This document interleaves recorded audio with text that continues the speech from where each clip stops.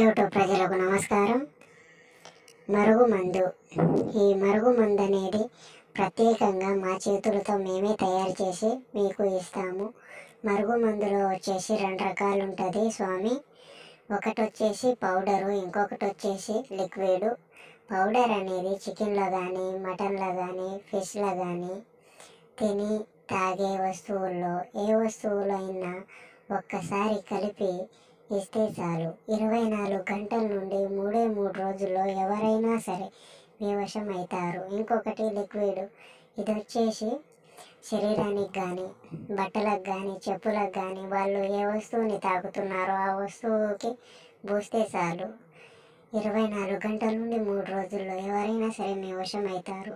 దీంతోపాటు అఘోర వశీకరణ పూజ, ఫోటో వశీకరణ పూజ